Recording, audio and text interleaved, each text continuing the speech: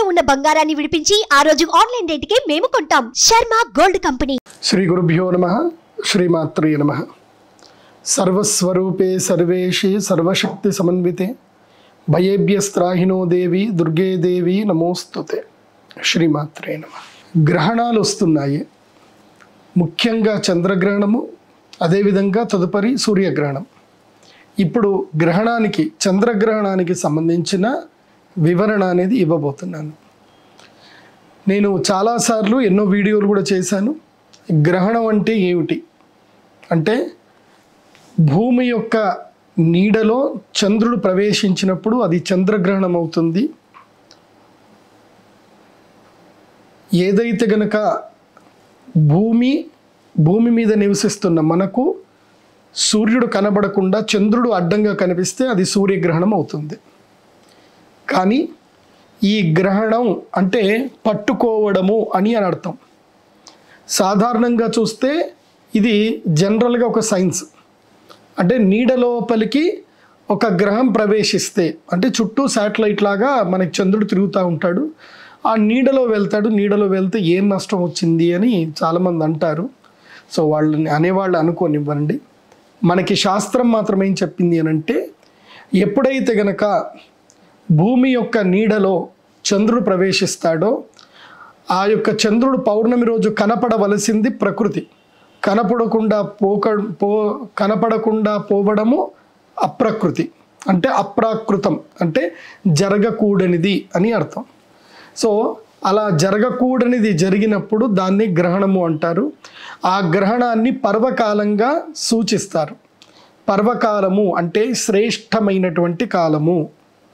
అయితే పూర్వకాలములో రాహుకేతువుల యొక్క కథ మనకి తెలిసే ఉంటుంది. రాహువు అనేటువంటి రాక్షసుడు అమృతము దొరికినప్పుడు ఆ అమృతాన్ని దొంగతనంగా తాగడానికి దేవతల మధ్యన అతడు దేవతలలాగా రూపాన్ని ధరించి అక్కడ కూర్చుంటాడు.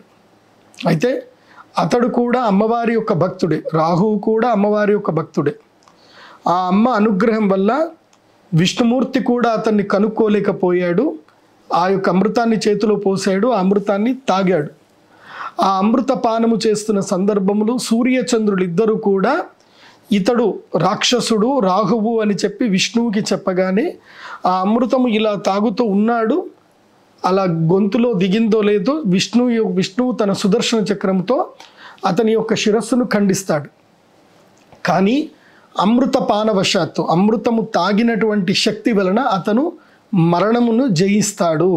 అమృతం అంటే ఏమిటి? నా అమృతం అమృతం, మరణము లేకుండా చేసేదే అమృతం. కాబట్టి రాహువు తాగాడు, కానీ కంఠము వరకు వెళ్ళింది, ఇక్కడ శరీరానికి అందింది. కాబట్టి కంఠము తెగిచ్చాడు. సుదర్శన చక్రానికి విరుగుడు లేదు. కాబట్టి సుదర్శన చక్రం వల్ల ఏం జరిగింది అంటే, తల ఒకవైపు అయిపోయింది, మొండెం ఒకవైపు అయిపోయింది. కానీ తల మొండెము మరణించలేదు, జీవంగానే ఉన్నాయి, కాకపోతే కలుసుకొని లేవు. సో మొండెము తల లేకుండానే పనిచేస్తుంది, తల కూడా మొండెం లేకుండా పనిచేస్తుంది. ఈ విచిత్రమైన సందర్భాన్ని చూసి ఆ యొక్క రాహువు ప్రార్థన చేస్తాడు. అయ్యా, నేను అమ్మవారు ఉపాసకుణ్ణి, నాకు కూడా అమ్మవారి యొక్క అనుగ్రహం వల్లనే ఈ అమృతం తాగి అదృష్టం సిద్ధించింది. నాకు మీరేదైనా వరం ఇవ్వండి, నేను విరమించుకుంటాను అని అంటారు. నాకు శరీరం కావాలి అని అడుగుతాడు. శరీరం ఎవరిస్తారు నీకు అని అంటే, అప్పుడు కద్రూదేవత, కశ్యప ప్రజాపతి యొక్క భార్య కద్రూదేవత, ఈమె ఎవరు అంటే సర్పదేవతలకు, సర్పాలన్నిటి కూడా తల్లి ఆవిడ. అప్పుడు కద్రూదేవత వరం ఇస్తుంది, నేను నా యొక్క పిల్లల శరీరాన్ని నీకు ఇస్తాను, నీవు కూడా ఇప్పటి నుంచి నా కొడుకులాగా వర్ధిల్లుతావు అని వరం ఇస్తుంది ఆవిడ. కానీ ఆ వరం ఇచ్చిన తర్వాత రాహు ఏం వరం ఇస్తాడు అంటే, ఎవరైతే గనక నీ పిల్లలని హింసిస్తారో, ఎవరైతే సర్పజాతిని, అంటే ఇప్పుడు నా సోదరులు అవుతారు, ఎందుకోసమంటే నాకు నీ పిల్లల శరీరం ఇచ్చావు కంటే నీవు కూడా నాకు తల్లిలాగానే. ఈ సర్పదేవతలందరూ కూడా, సర్పములన్నీ కూడా నాకు సోదరులతో సమానం. ఎవరైతే సర్పములను చంపుతారో, సర్పములను వేధిస్తారో, సర్పములకు విఘాతం కలిగిస్తారో వారిని నేను పట్టి పీడిస్తాను అని చెప్పి రాహుగా తల భాగం ఉన్నటువంటి రాహువుగా, మొండె భాగం ఉన్నటువంటి భాగము కేతువు. కేతువు అంటే అర్థం ఏంటంటే ముక్క అని అర్థం. కేతు గణాలు అంటారు. అందుకే కేతు అనేది ఏంటంటే విభజించబడినటువంటి దాన్ని కేతు అంటారు. అలా కేతువు మొండెంగా మారిపోయినటువంటి కేతు. ఆ మొండెమునకేమో సర్పము యొక్క తల, రాహువు యొక్క తల ఉంది, అతనికి కింద మొండెం అంతా కూడా సర్పము యొక్క ఆకారంలో ఉన్నటువంటి యొక్క సర్పము ఆ యొక్క రాహువుకి రావడం జరిగింది. ఈ విధంగా రాహువు కేతువు, ఒక రాహువు ఇద్దరిగా మారిపోయాడు. రాహు యొక్క భాగము కేతువుగా మారిపోయారు. ఇప్పుడు ఆ రాహుకేతువుల యొక్క శక్తిని చూసినటువంటి దేవతలందరూ బ్రహ్మని మొరవెక్కితే అప్పుడు బ్రహ్మదేవుడు రాహువుని ఆపి ఆ రాహువుకి ఒక్క వరం మాత్రం ఇస్తాడు. నీకేమిటంటే గ్రహాలలో నీకు స్థానాన్ని ప్రసాదిస్తున్నాం.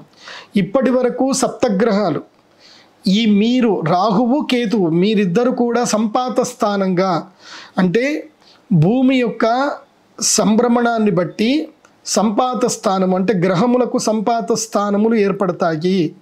సూర్యచంద్రుల గమనాన్ని బట్టి సంపాత స్థానములు ఏర్పడతాయి. వీటిని ఏమంటారు అంటే నార్త్ అండ్ సౌత్ నోడ్స్ అంటారు.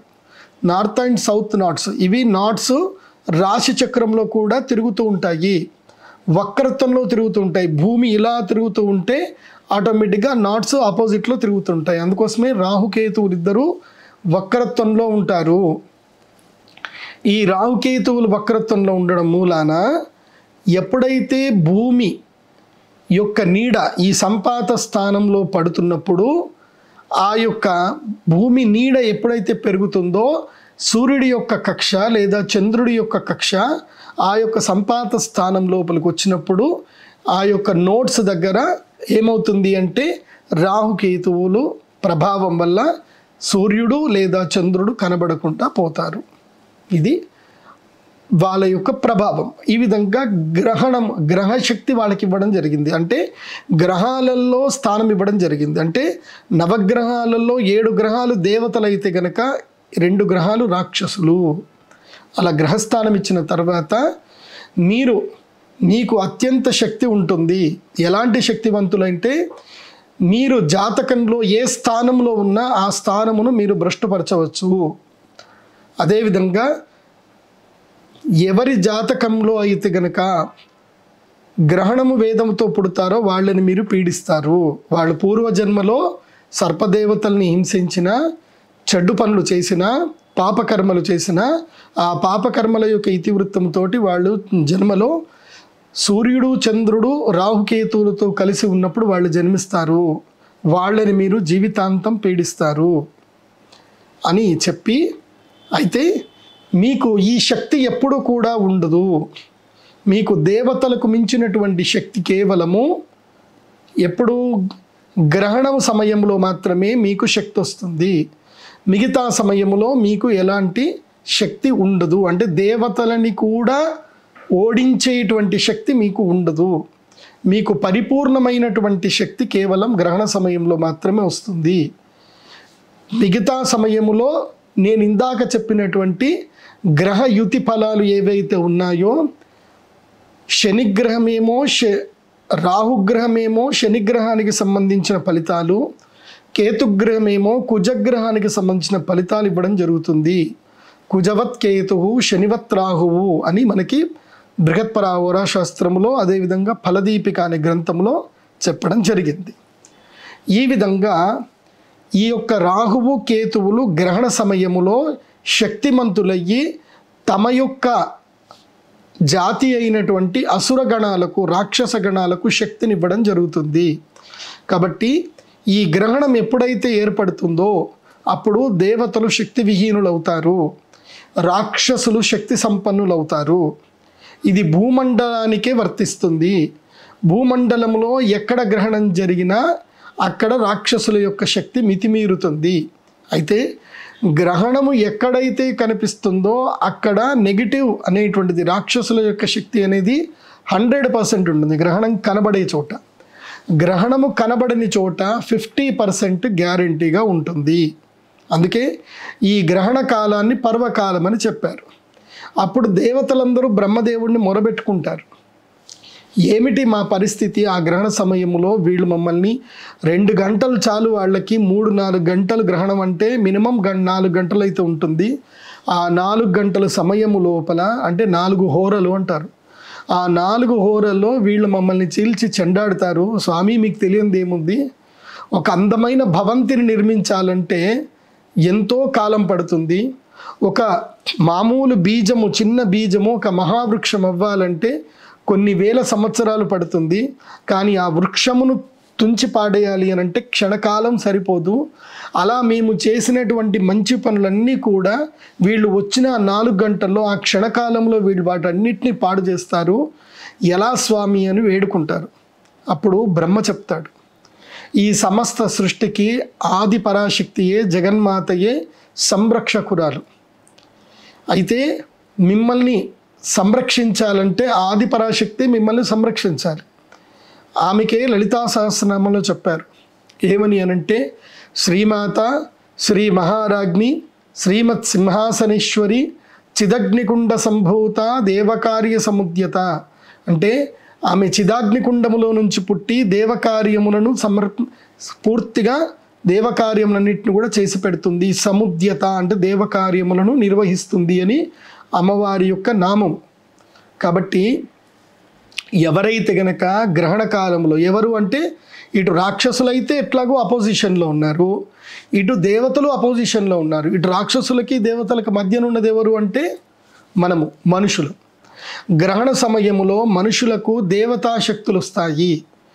ఎలా అంటే ఆ మనిషి జగన్మాత అయిన అమ్మవారికి అగ్నిస్వరూపములో ఈ యొక్క గ్రహణ సమయములో మంత్రోక్తంగా ఆజ్యమును నివేదన చేయటం వల్ల యక్షిణీ దేవతలకు, అదేవిధంగా దేవతలందరికీ కూడా అమ్మవారు శక్తిని ప్రసాదించి అమ్మవారు ఈ లోకమునకు రక్షణగా నిలుస్తుంది. అమ్మవారే రక్షణగా ఉన్నారు అంటే రాక్షసులు ఏమీ చేయలేరు.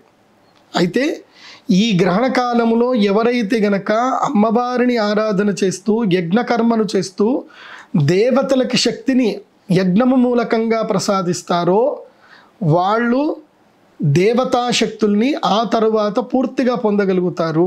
ఆ గ్రహణమైన తర్వాత ఆ దేవతలు, అంటే గ్రహణం అయిపోయినంత వరకు దేవతలకు శక్తి లేదు. గ్రహణము ముగిసిన తర్వాత ఏమవుతుంది, దేవతలకి శక్తి వస్తుంది.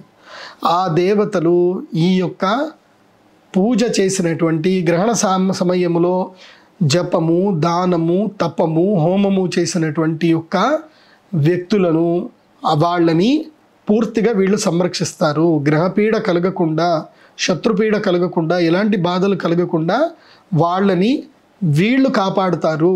అంటే మీరు మమ్మల్ని ఒక 4 గంటలు కాపాడితే మిమ్మల్ని 40 ఏళ్ళు మేము కాపాడుతాము అని చెప్పి దేవతలు అక్కడ చెప్పడం జరిగింది. అలా దేవతలకు కూడా వరము, మనుషులకి కూడా వరము, అలాగే రాక్షసులకి వరము.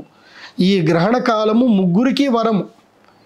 అంటే వాళ్ళ యొక్క శక్తిని చూపించుకోవడానికి రాక్షసులకి వరం, దేవతలని కాపాడడానికి దైవీయ శక్తి పొందేటువంటి వరము మనుషులకి వరం.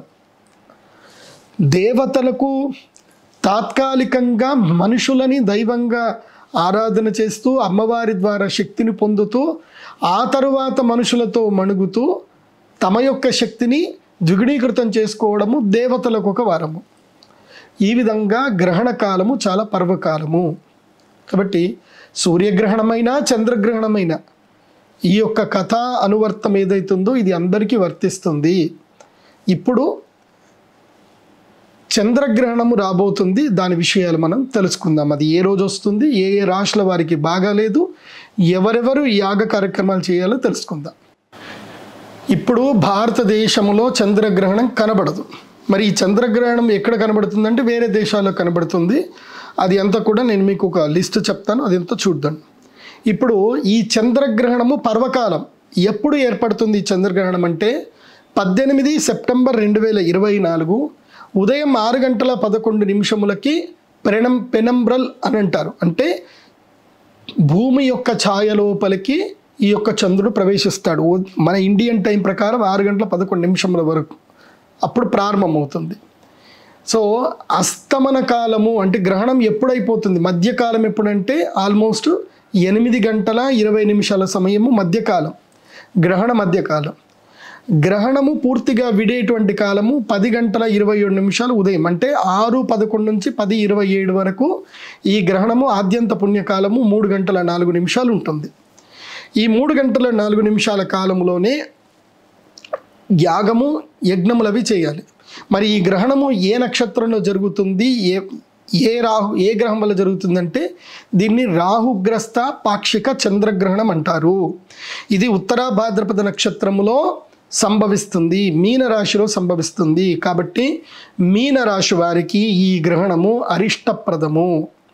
మరి ఈ గ్రహణము ఏ రాశుల వారికి అరిష్టం సూచిస్తుంది అనంటే మీనరాశి వారికి, మేషరాశి, సింహరాశి, ధనుస్సు రాశి, ఈ 4 రాశులకు ఈ గ్రహణము వల్ల అరిష్టం ఉంటుంది.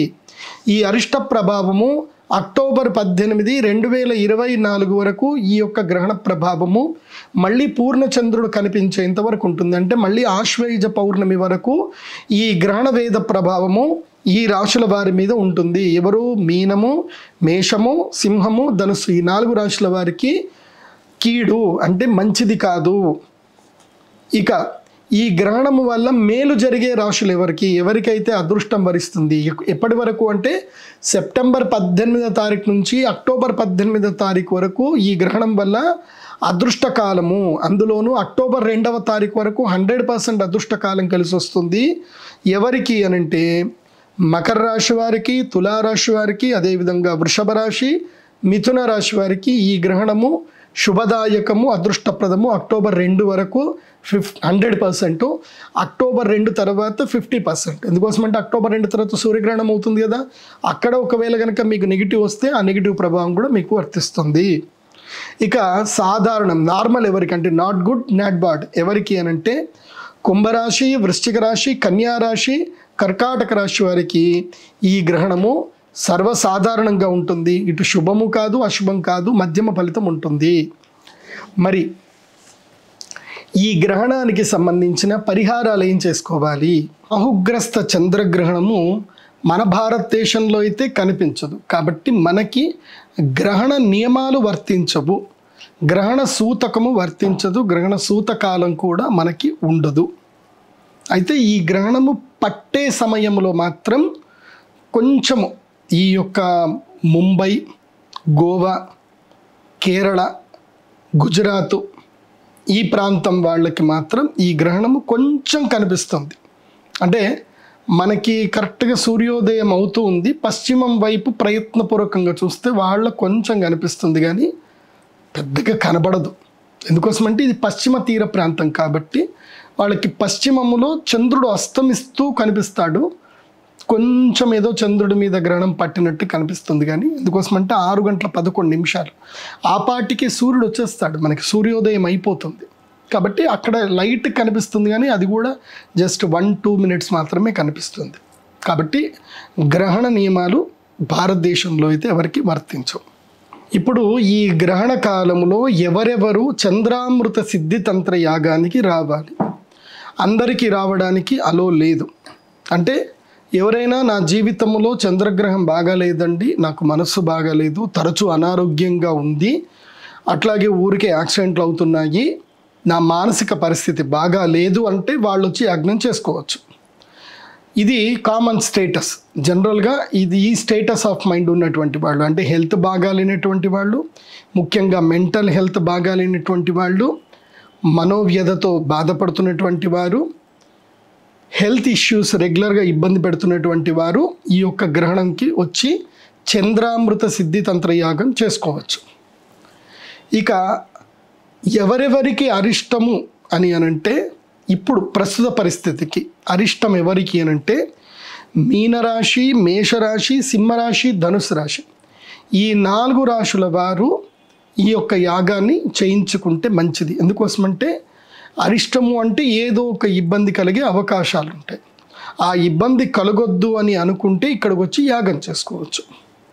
ఇక అత్యంత కీలకంగా ఎవరెవరు వచ్చి యాగం చేయించుకోవాలి అనంటే మీ యొక్క జాతకంలో మీరు పుట్టిన సమయము లోపల గ్రహాలు చంద్రుడు, రాహువు, అంటే ఆ యొక్క కుండలిలో చంద్రగ్రహము, రాహుగ్రహం కలిసి ఉన్న, చంద్రగ్రహము, కేతుగ్రహం కలిసి ఉన్న, ఈ గ్రహణ సమయంలో వచ్చి మీరు యాగము తప్పకుండా చేయించుకోవాలి. చంద్రామృత సిద్ధి తంత్రము వీరు తప్పకుండా చేయించుకోవాలి. ఎవరు తప్పకుండా? జాతకంలో చంద్ర రాహువు చంద్రకేతువు యుతి ఉన్నటువంటి వారు, అదేవిధంగా ప్రస్తుతము రాహు మహాదశ నడుస్తున్నటువంటి వారు, అదేవిధంగా ప్రస్తుతము కేతు మహాదశ నడుస్తున్నటువంటి వారు ఈ యాగము చేయించుకోవాలి. గురుగారు మాకెలా తెలుస్తుంది ఈ యొక్క గ్రహస్థితి?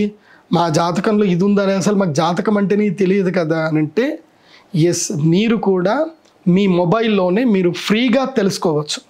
ఈ యొక్క జాతక వివరణ మీరు ఫ్రీగా తెలుసుకోవచ్చు. నేను మీకు స్క్రీన్ షేర్ చేస్తూ ఒక ట్యుటోరియల్ వీడియో పెడతాను. ఆ ట్యుటోరియల్ వీడియో చూడండి, ఆ ఎగ్జాంపుల్ వీడియో చూడండి. చూస్తే మీకు అర్థమవుతుంది. మీరు చేయవలసిందల్లా ఏంటంటే, మీరు ఆండ్రాయిడ్ కానీ ఐఓఎస్ కానీ ఏది వాడుతున్నా సరే, ముఖ్యంగా ప్లే స్టోర్ నుంచి చెప్తున్నాను, ఆండ్రాయిడ్ ఫోన్లు వాడే వాళ్ళకి గూగుల్ ప్లే స్టోర్లో నుంచి మీరు హిందూ క్యాలెండర్ అని ఒక యాప్ ఉంటుంది. అది స్వస్తిక్ సింబల్తో యాప్ ఉంటుంది. ఈ యాప్ మొదలుగా డౌన్లోడ్ చేసుకోవాలి. డౌన్లోడ్ చేసుకున్న తర్వాత లొకేషన్కి అందులోపల సెట్టింగ్స్లో వెళ్ళాలి. సెట్టింగ్స్లో ఎప్పుడు ఉజ్జయిన్ ఉంటుంది. దాని లోపల సెట్టింగ్స్ లోపలికి వచ్చేసి హైదరాబాద్కి మీ యొక్క, అంటే ఇప్పుడు మనం తెలుగు రాష్ట్రంలో కాబట్టి హైదరాబాదు, విజయవాడ, మీకు నియర్ బై ఏ సిటీ ఉంటే ఆ సిటీకి మీరు లొకేషన్ సెట్టింగ్ మార్చుకోవాలి. తర్వాత మీకు లాంగ్వేజ్ కావాలనుకుంటే మీరు తెలుగులోకి కూడా లాంగ్వేజ్ మార్చుకోవచ్చు. ఆ తర్వాత కుండలి వచ్చేసి సౌత్ ఇండియా కుండలి అని పెట్టండి, దక్షిణ భారతదేశ కుండలి అని పెట్టుకోండి. సో మీకు ఈజీగా తెలుస్తుంది. ఈ సెట్టింగ్స్లో ఇవి మార్చుకోండి.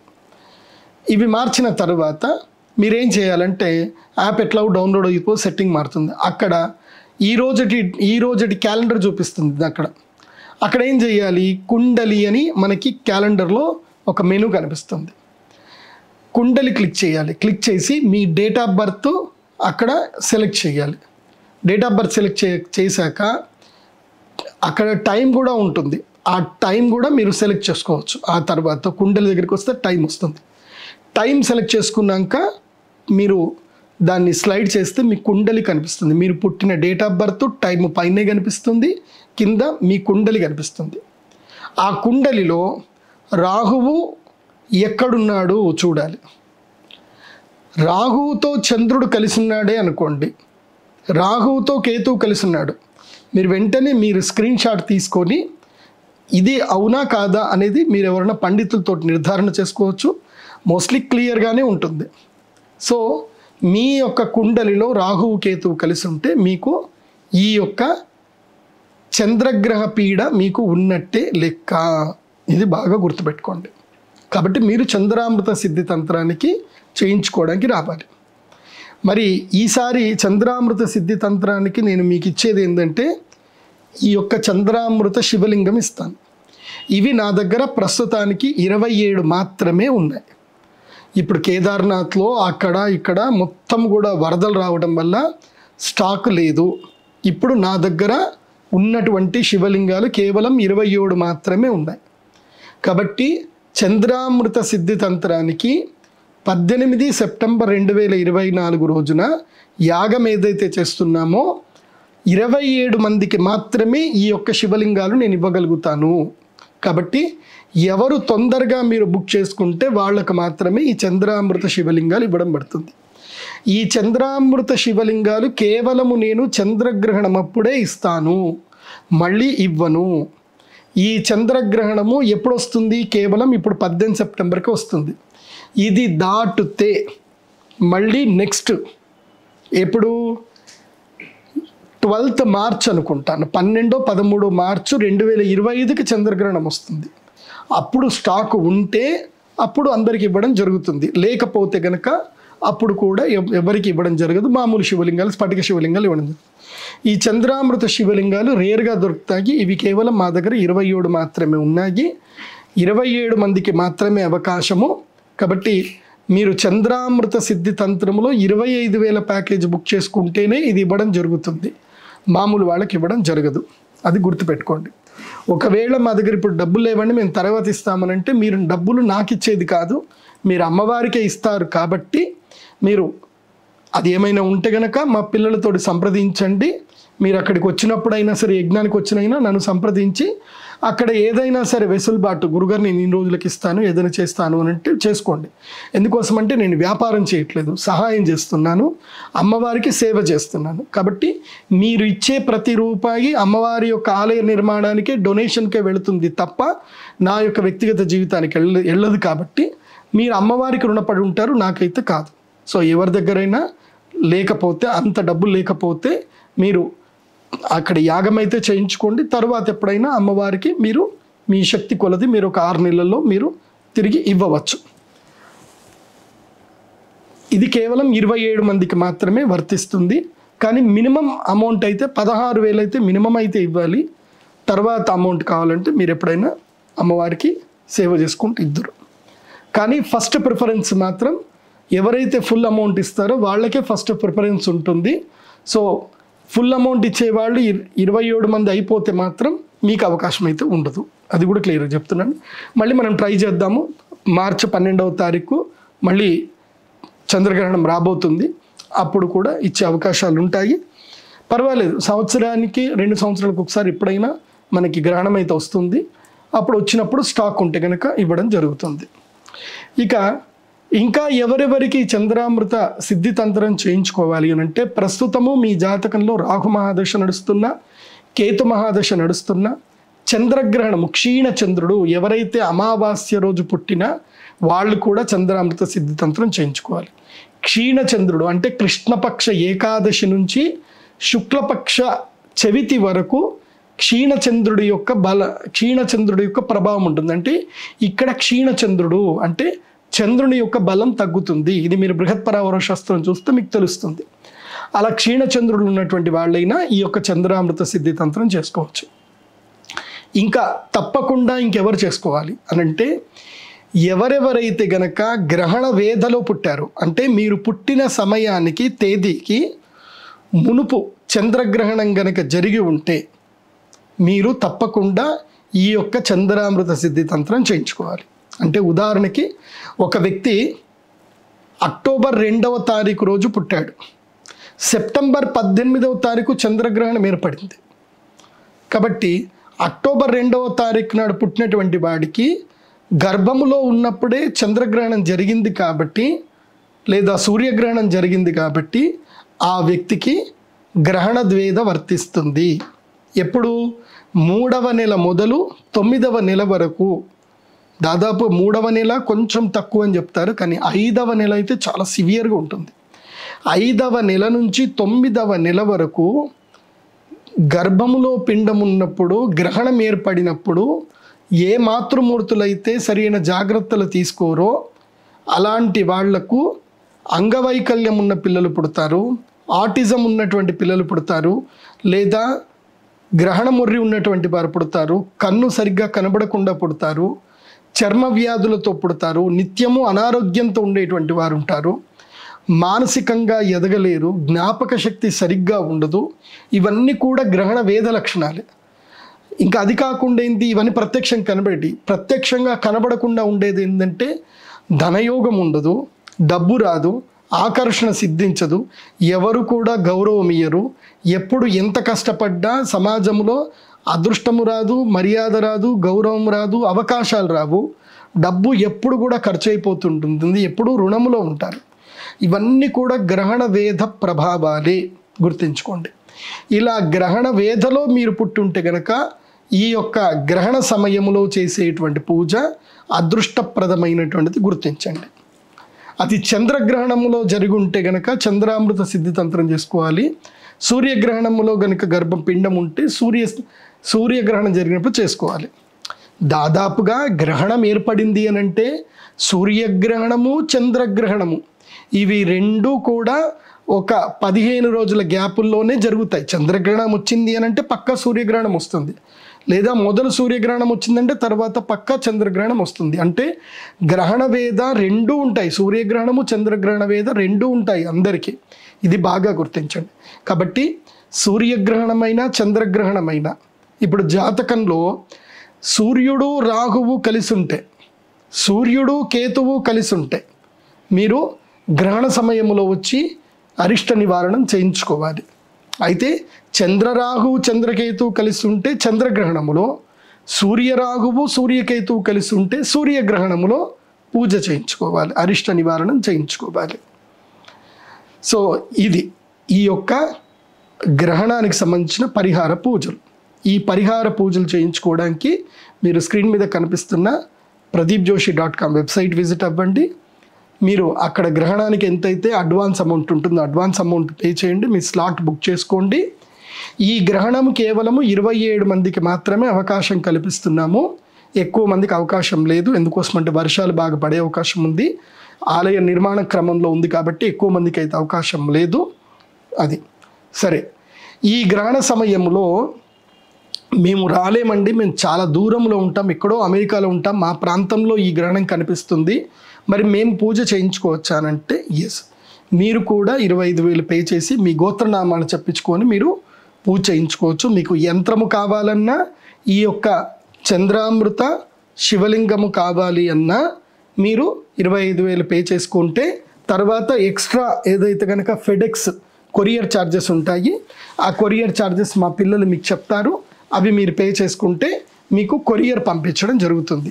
భారతదేశంలో కాదు, ప్రపంచంలో ఎక్కడ ఉన్నా సరే మీకు కొరియర్ ద్వారా పంపించడం జరుగుతుంది. ప్రసాదం, యంత్ర ప్రసాదము, అదేవిధంగా మాలలు, అదేవిధంగా చంద్రామృత శివలింగం.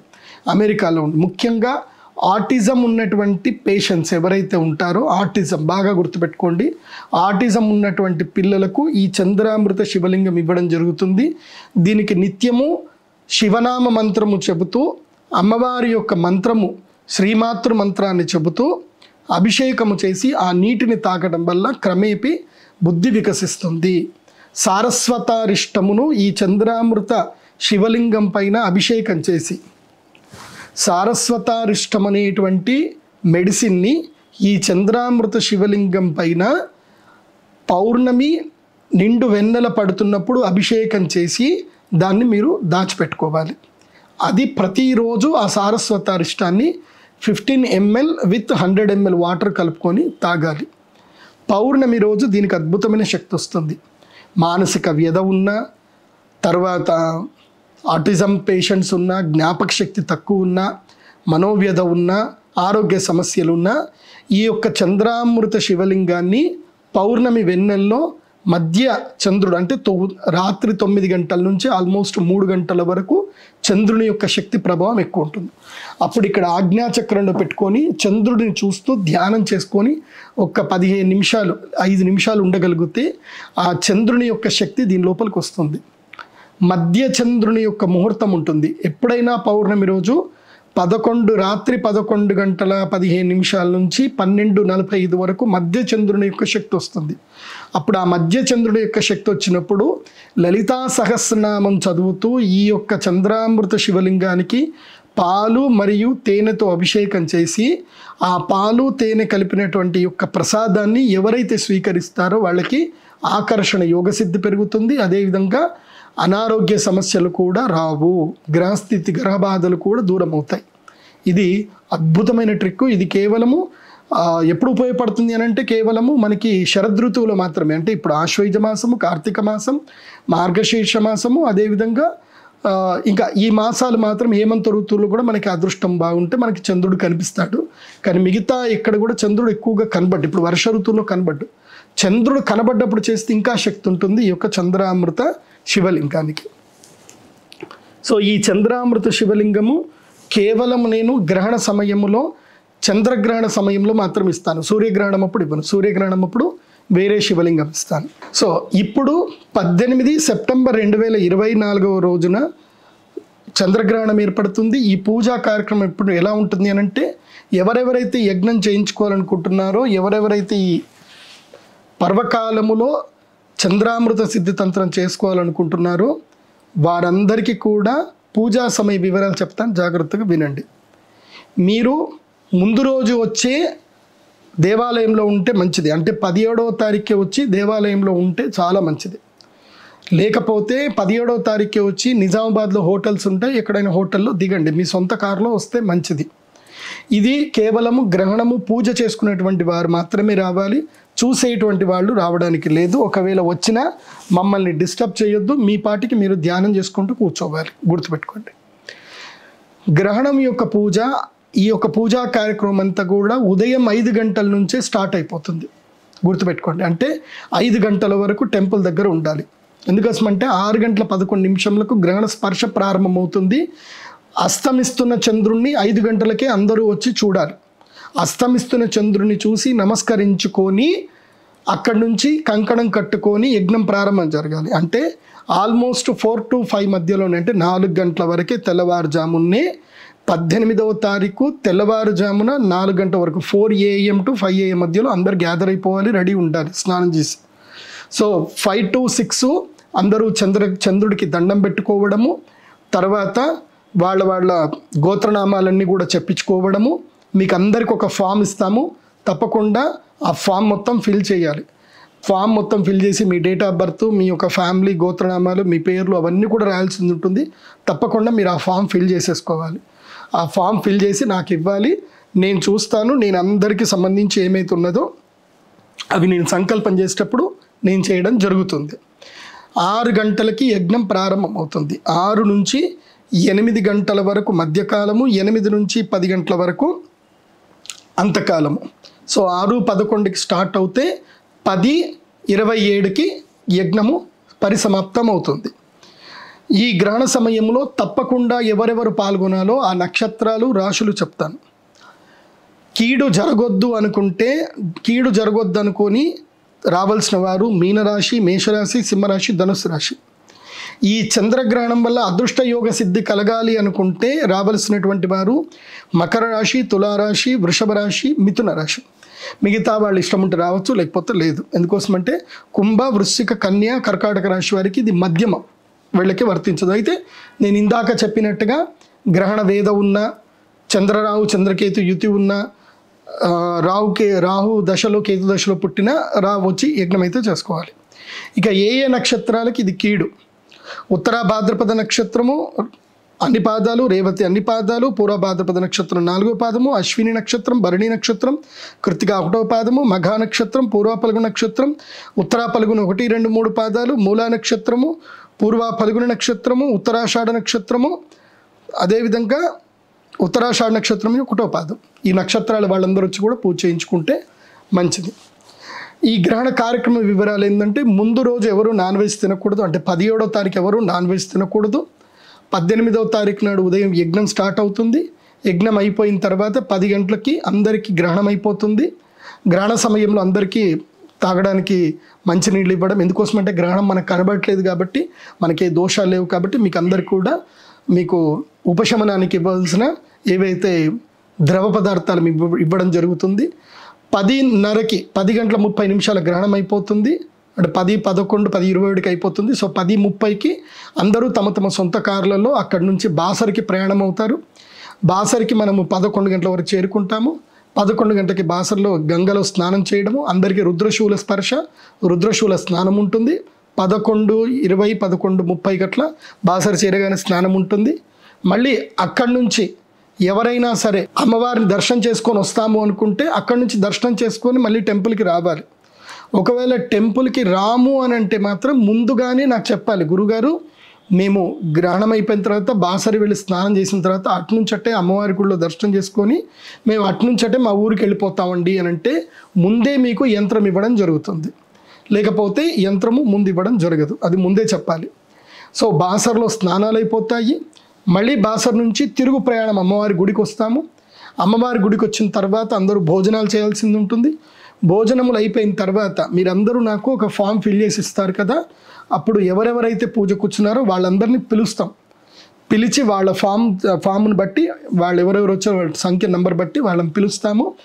వాళ్ళ యొక్క సమస్యలు ఏంటో విని వాళ్ళకి యంత్రం ఏదైతుందో ఆ యంత్రంను అభిమంత్రించి వాళ్ళకి యంత్రం ఇవ్వడం జరుగుతుంది. ఈ విధంగా ఈ యొక్క గ్రహణ కార్యక్రమము పూర్తిగా ముగుస్తుంది. ఇది 18వ తారీఖు సెప్టెంబర్ 2024 రోజు జరిగేటువంటి కార్యక్రమం చంద్రగ్రహణానికి సంబంధించిన వివరణ.